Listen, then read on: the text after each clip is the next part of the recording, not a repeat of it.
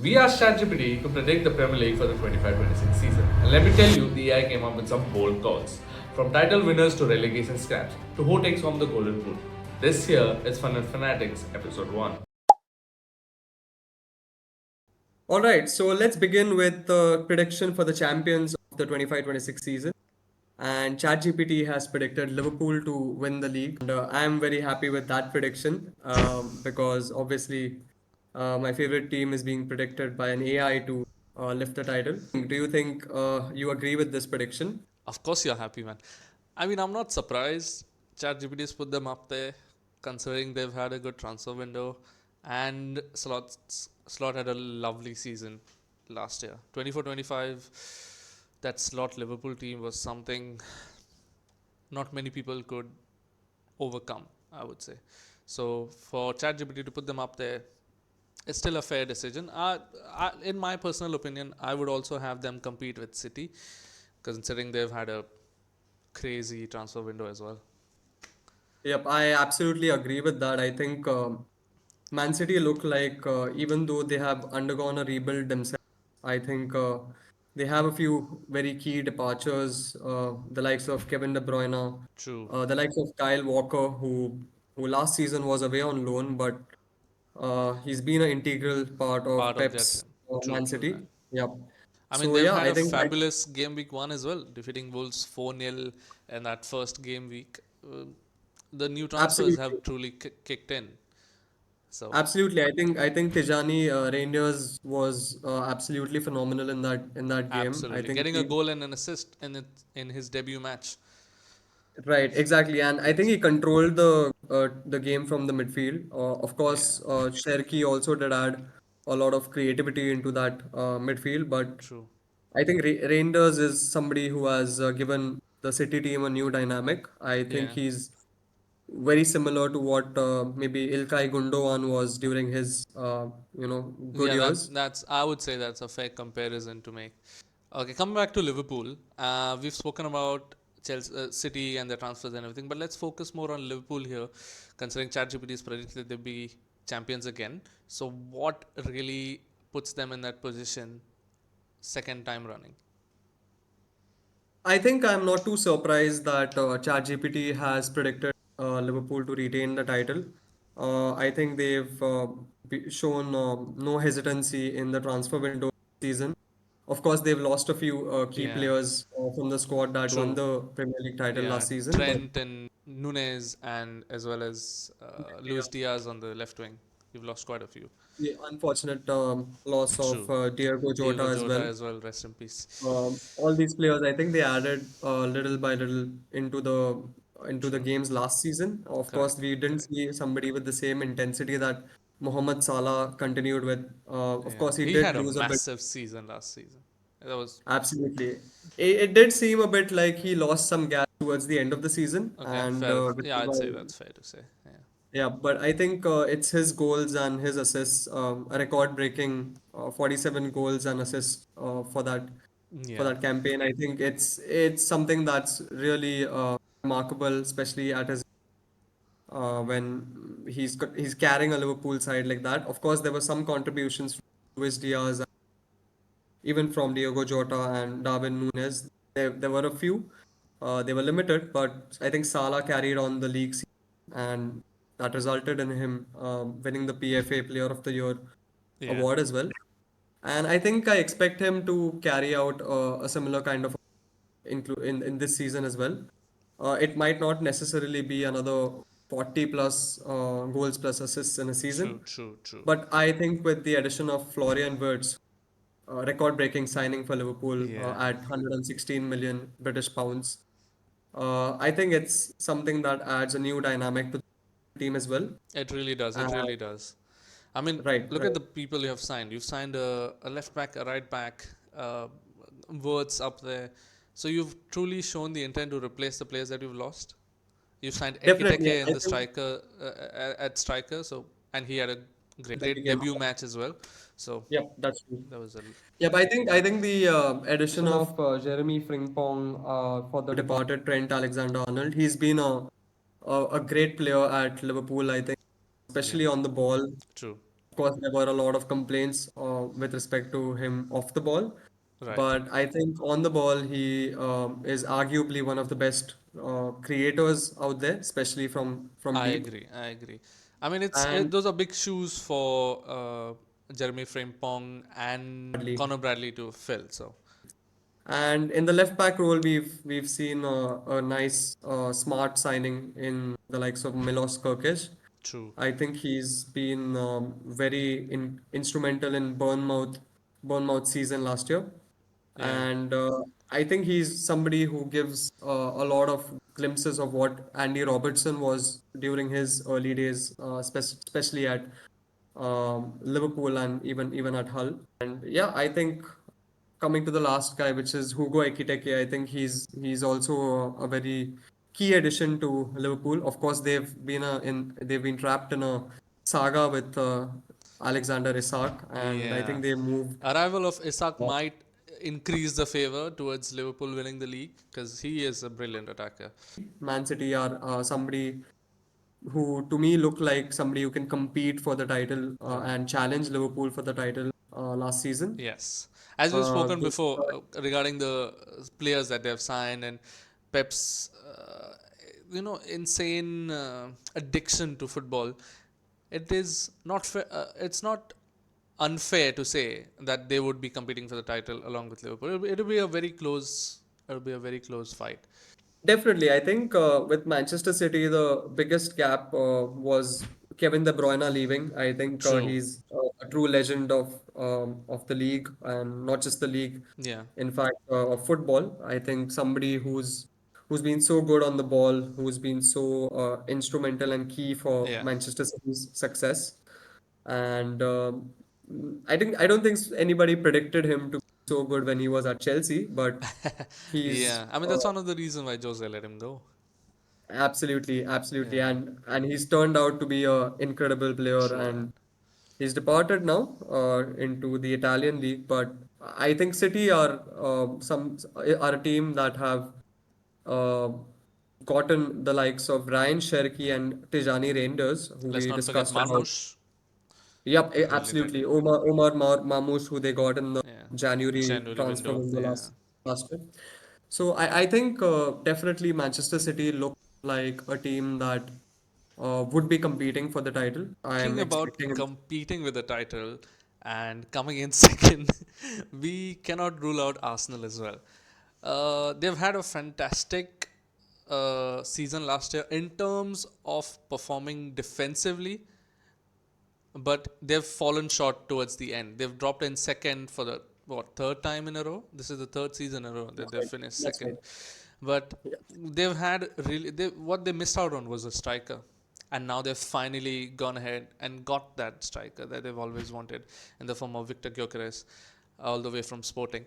So with these additions, including Eze today, we've had confirmations that he's all done and signed for Arsenal. So including these additions to Arsenal's attack, in let alone carrying forward the same defense that they had last season, they are another set of title challenges, I feel.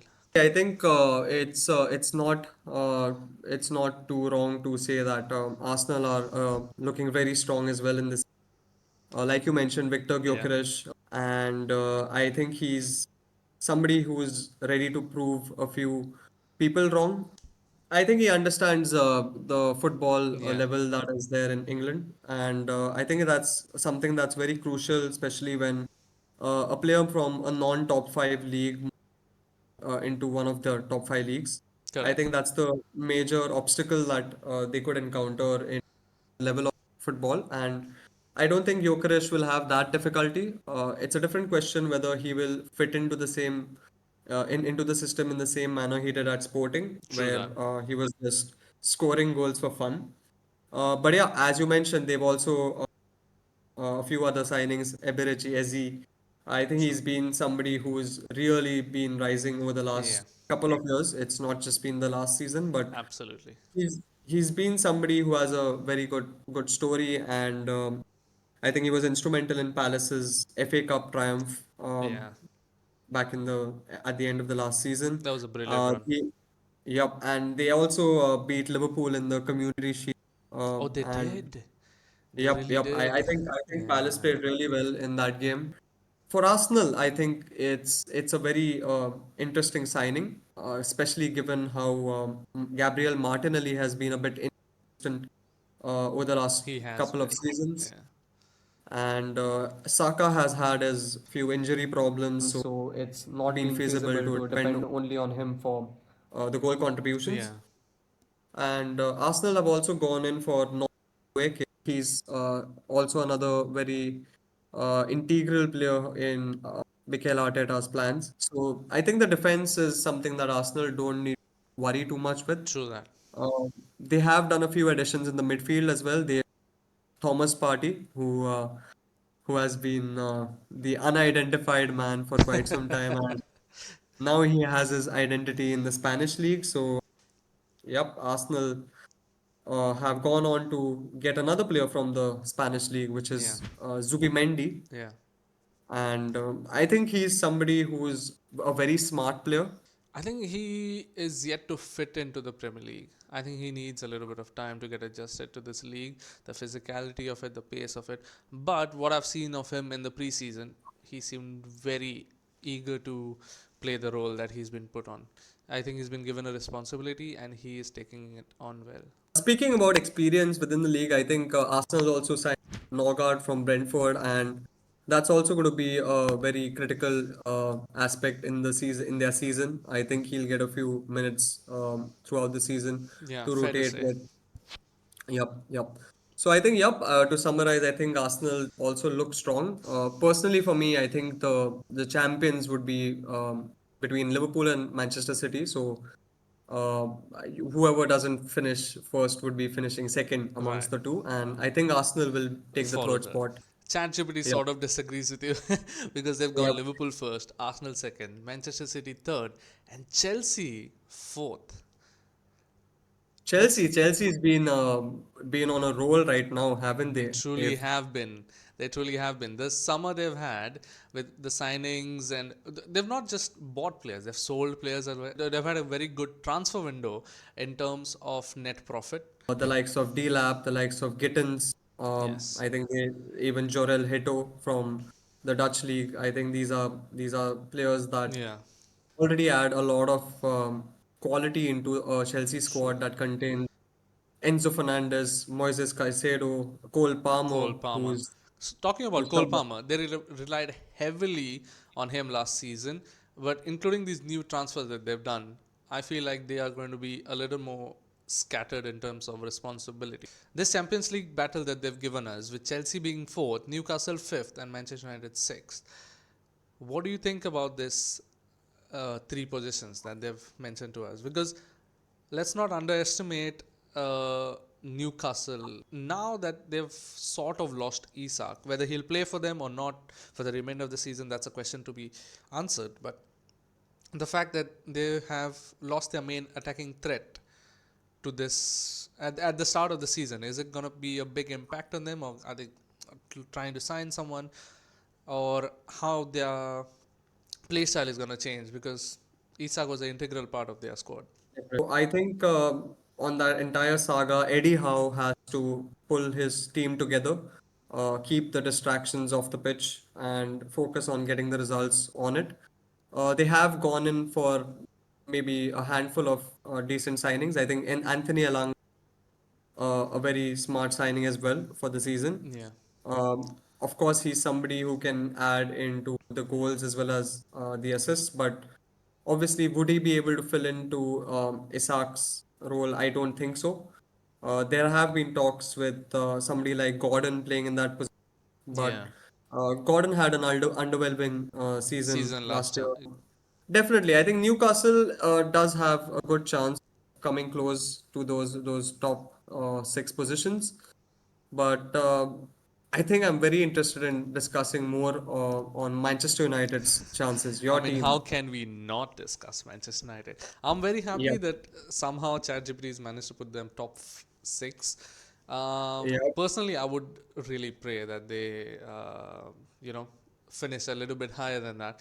But let's be realistic here, and let's say top six finish for Manchester United would be a good end to the season. They've added likes of Cunha, they've added the likes of Mbuemo, and there's talks of Baleba joining the squad, but how far, how true that is, we don't know, because the bids have yet to be put in, the official statements have been yet to put out. So let's keep Baleba aside for now. But based on the first match of the season and the squad that we as Manchester United have right now, I feel that they truly are an attacking threat. That match against Arsenal proved my point, because Cunha and Mbuemo in that match were phenomenal. The runs that Absolutely. Cunha had, the cross balls to Mbuemo to attack into it, was brilliant. The last Yep. finishing touch is what we missed, but to be honest, it was a good attacking display. I think you missed a very special name in your attack, which is Benjamin Sesko, Benjamin who Sesko, who kind absolutely. of disappointed in the first game versus Yeah. Arsenal, but I there's mean, a lot of he got like 30 minutes in, and he's barely trained with the team. So I think we can give him the benefit of the doubt. it's understandable. I think he's come off from the German club Leipzig, Yeah, and he needs some time to settle in. true. So obviously, it's not reasonable to expect him to start up and running from day one. But yep, I think it's something that Manchester United have done well, especially after losing Marcus Rashford away to Barcelona. True. And I think overall, yep, there are some expectations from Ruben Amorim to improve on last season. I think there's a lot of positive signs, especially from the defending part of it. His style of play is picking up, especially with the likes of Dorgu and Dalo picking up the new fullback positions Yeah. that Amorim wants them to play in. It does look like a good improvement upon the last season, which was miserable for Manchester United. I think there is definitely a gap in the midfield. Like you mentioned, Baleba, somebody who has been linked with the club. Uh, I think the likes of Casemiro he's a bit too slow now for the league, and maybe it's the right time to bring in somebody who can anchor with Kobe Mainu and allow Bruno to play a bit more advanced, which Yeah. is his preferred position. So, I think another key aspect to yeah. discuss on Yeah. United is the goalkeeping position. How confident do you think True that. Ruben Amorim is on with Andre Onana? I don't know how to address it, because players like Andre Onana that we've had, or Altay Bayindir, uh, keeping Altan Bayindir aside, because he's barely played any matches for United, that's very less. Although he's been average, if not bad, in those matches. But Andre Onana, considering he's our number one keeper at the moment, he's not been great. He's been decent at best, but he's not where we want him to be. He's not been able to do the same things that David De Gea did for all those years for Manchester United, being That's that true. the main guy in front of the post and being the That's true. wall, protecting us from uh, losing multiple matches. So it's a difficult thing to do the same thing that he did, but we do expect Andre Onana to do way better than he is doing right now. So Absolutely. I think having I that think I goalkeeper problem solved would have been better, considering Donnarumma is on the market right now, with both City and Manchester agree. United looking at him. But the statements we got from Manchester United is that they are not going to sign a new goalkeeper. And I think that sums up Manchester United. I think there'll be a lot of So are you things to happy with this ChatGPT top six, with Liverpool finishing first, Arsenal second, Manchester City third, Chelsea fourth, Newcastle fifth, and United sixth? I think I would defer on one aspect. I think I see Nottingham Forest as a team that can really pick up on what they did last season. Okay, fair Yes, enough. they slowed down towards the end of last season. Yes, they've lost Anthony Elanga as well, as we discussed previously. But I think they've had a few good additions into their transfer window. And there have been the consistent performances delivered, even as we saw in the first game against Brentford, where Chris Wood struck twice. I think he's been somebody who's been reliable for Forest over Absolutely. the last couple of What a years or striker so. he's been.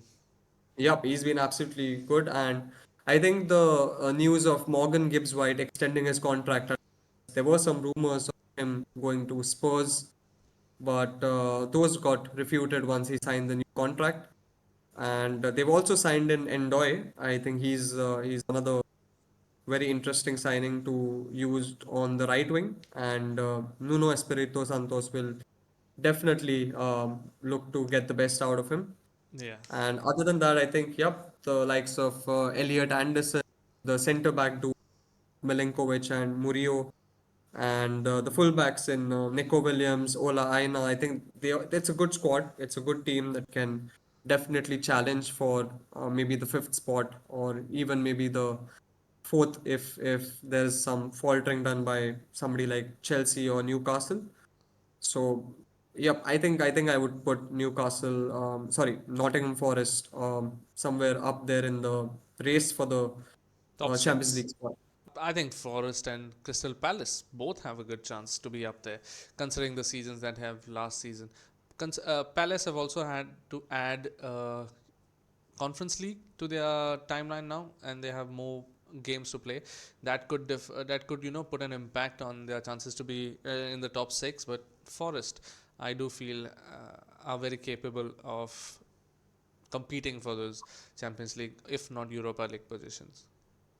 Absolutely. I think Palace, as we discussed previously on the topic of Arsenal, they've lost Eze, which might really be a key loss in their squad. However, I think they have, irrespectively, they have the likes of Ismail Assar. They have Mateta, who has been consistent in delivering for them. They've also gotten Edward from Leicester.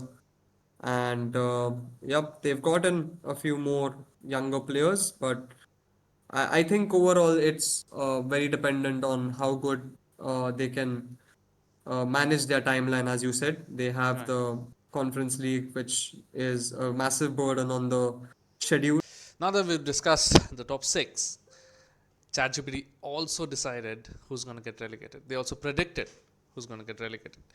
And the options are Burnley, West Ham United, and Leeds United. They are saying that Sunderland is narrowly surviving the relegation battle, but they're saying that Burnley, West Ham United, and Leeds United are going to get relegated. Well, it's been I think that prediction is a bit surprising in comparison to the trend two seasons. We saw the last season in which the promoted teams, which is Leicester, switch. They went back into the championship True. immediately. Yeah. And before that, we saw the likes of Luton, we saw Sheffield and Burnley, which was relegated a couple of seasons ago under Correct. Vincent Company. So that's a team that got promoted and relegated Relegated immediately immediately. in the next campaign.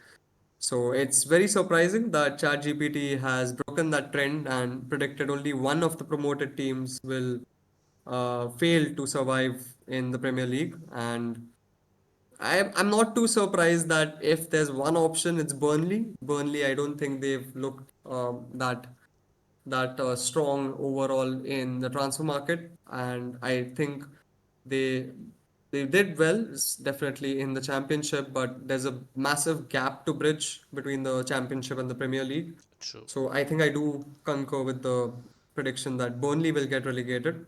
Burnley, I feel like Burnley is a sinking ship at the moment, considering, like you said, the transfer season that they have had wasn't exceptional, and in terms of s- you know having the players to able to survive the first division of the Premier League is not there. I don't think they have the capability to stay in the league despite the fact that they got promoted. So, Well, absolutely. I think, and we saw it in the first game against Spurs where they lost 3-0 due to goals from Richarlison and Brennan Johnson. They have signed Kyle Walker, who's been, as we discussed previously, a big player for Manchester City. They have the likes of Hannibal from the Manchester United Academy, yeah. and they have gotten Dubravka as their new goalkeeper. But I definitely don't think I definitely have a lot of gap to fill, which would be not possible with the window that they've had. What do you have to Yep. say about West Ham being put in the relegation zone by ChatGPT? That's that's something I Well, didn't see coming.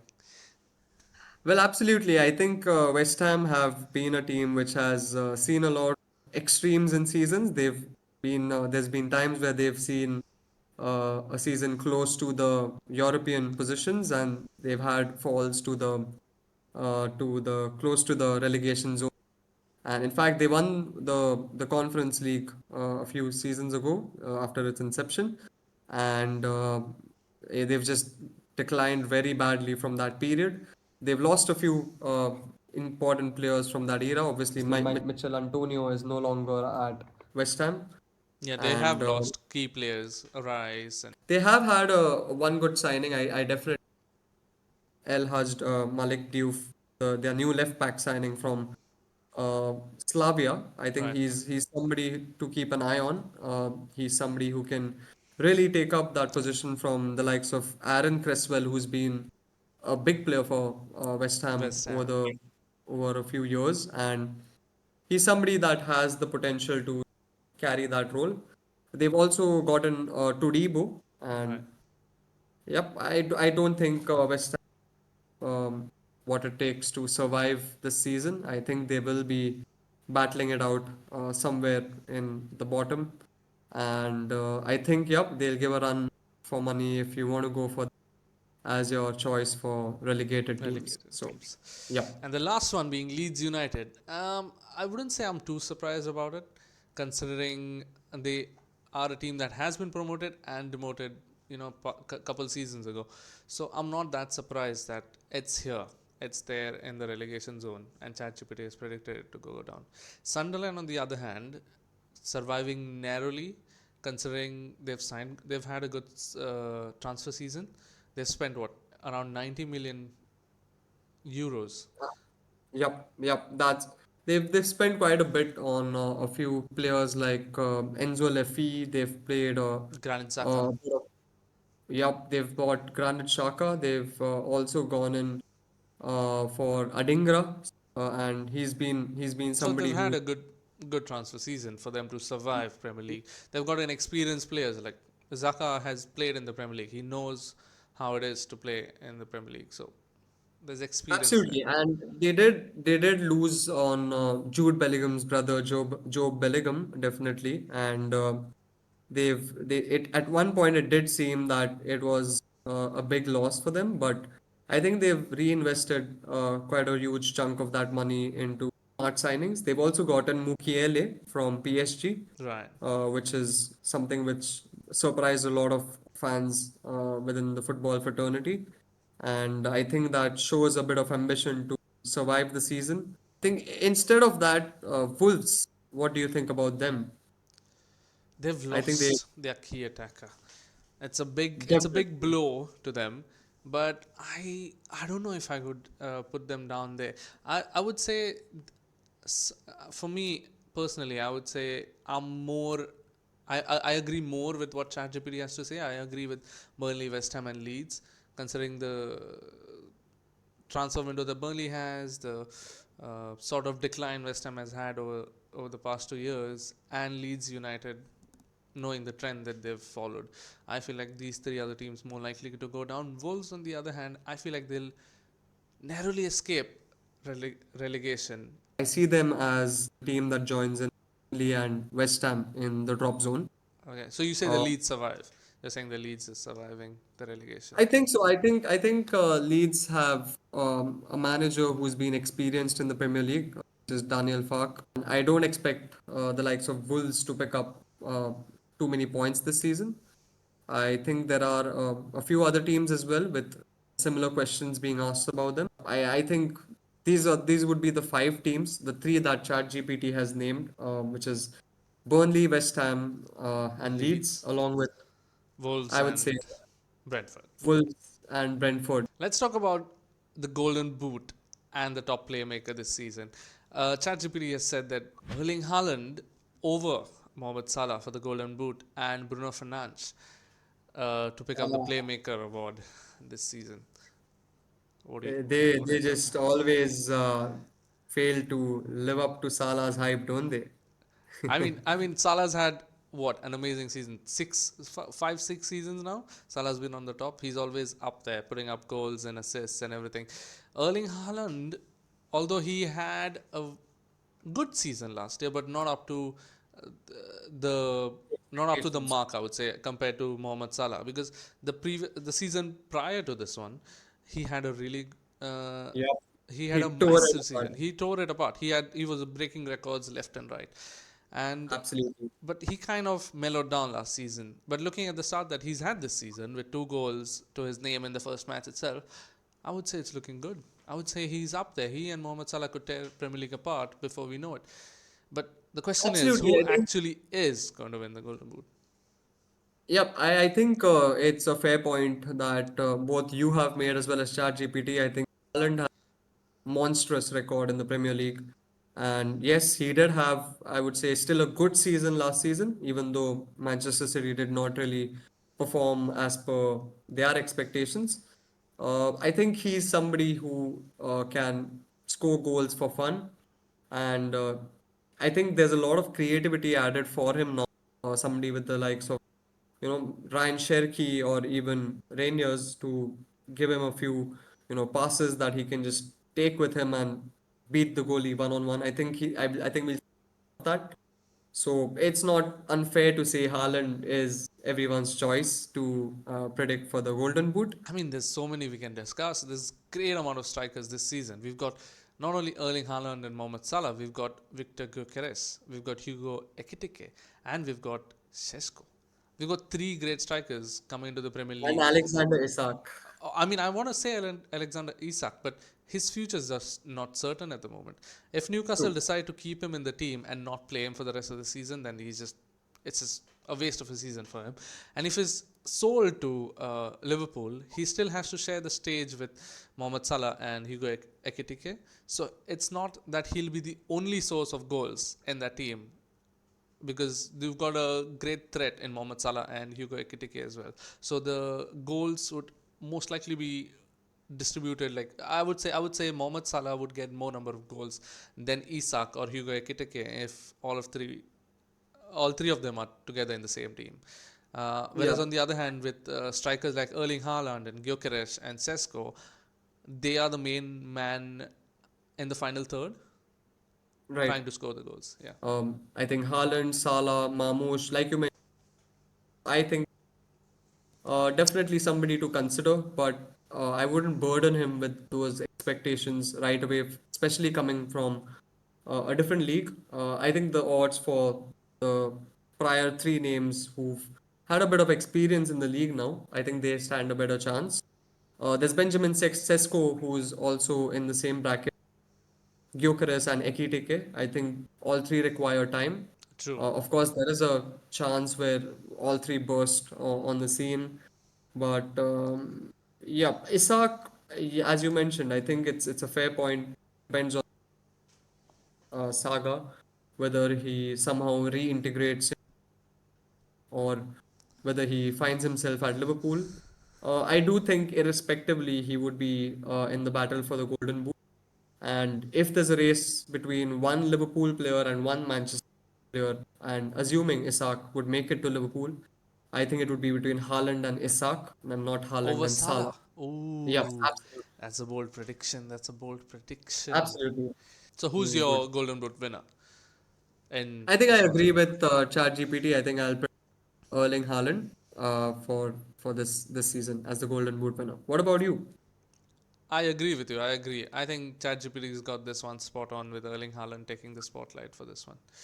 Talking Right. about awards, most assist, top playmaker. ChatGPT has said Bruno Fernandes takes this one.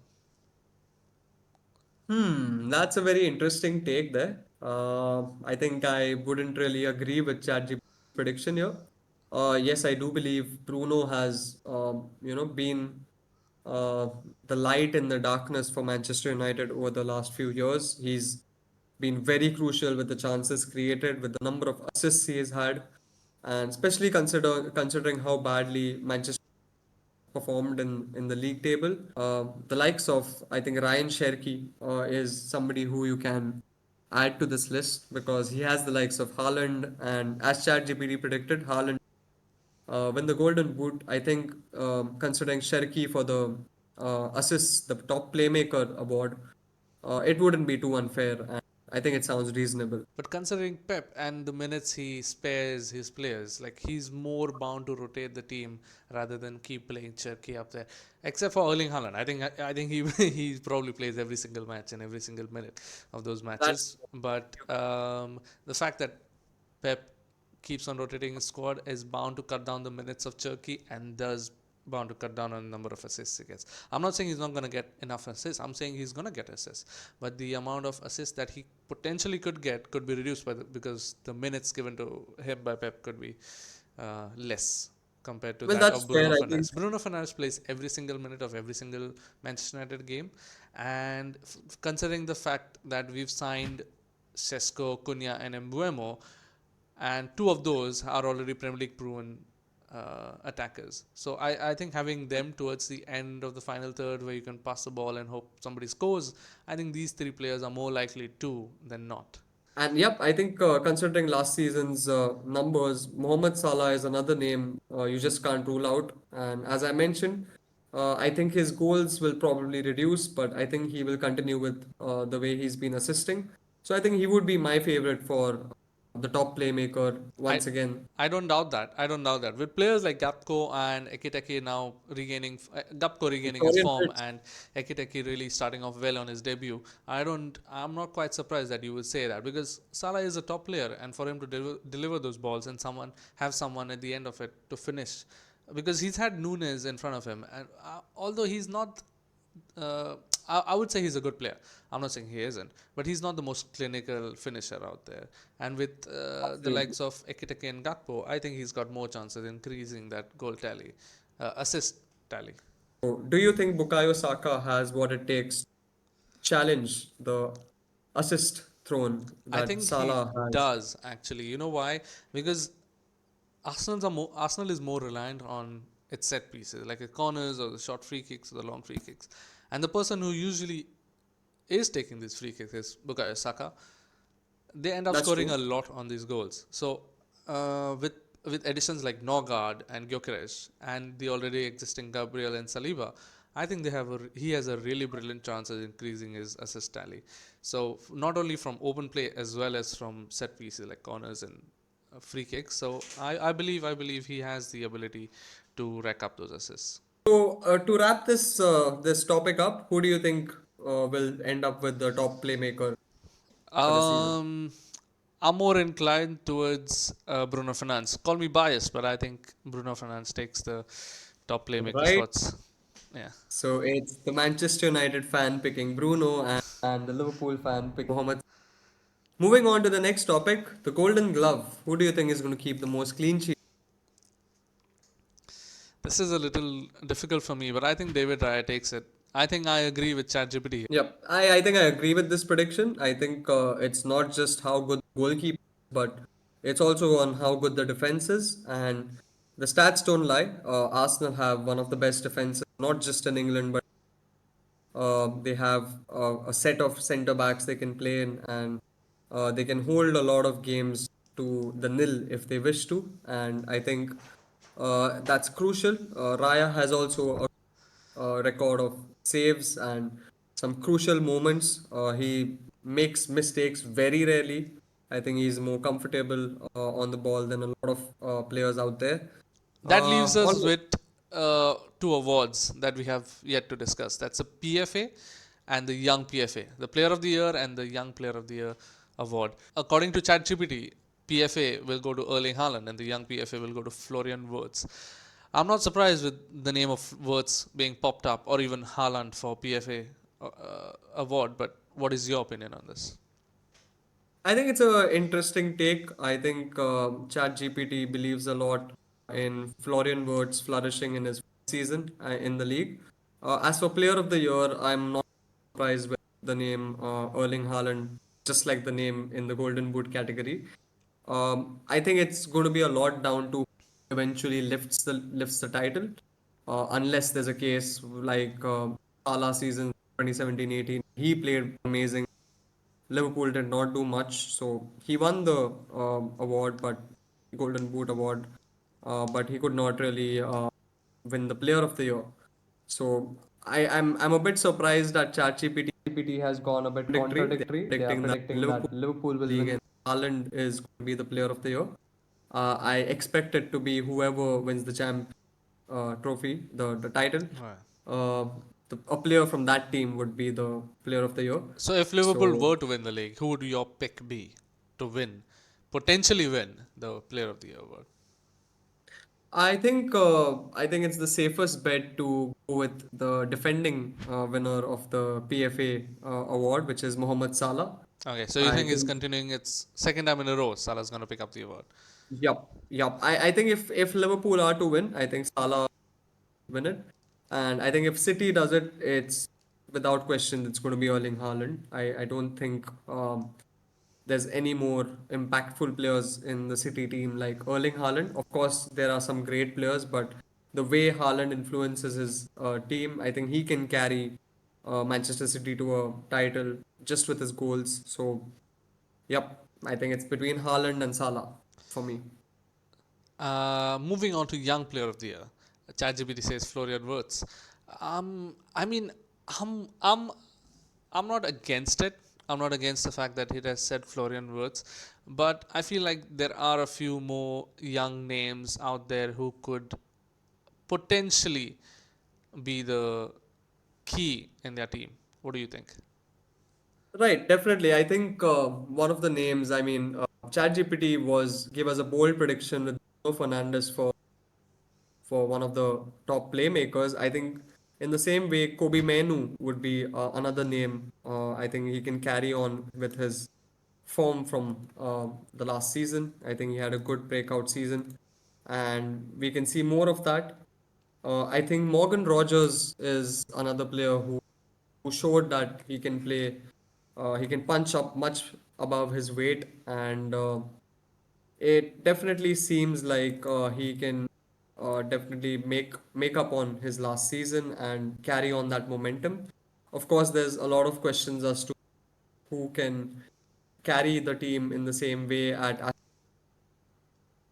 decline over the last season in comparison to the last season. But I think overall, Morgan Rogers is somebody who's very He's he's the current holder of the Young Player of the Year, and I think he does stand a chance to retain it. Obviously, Florian Wirtz is definitely one of the favorites, but yep, I think Morgan Rogers could just retain it. Okay. Well, ChatGPT has made their prediction, and me and Siraj have made ours. How about you type in your predictions in the chat, and we'll take a look at all of them in the next video. All right.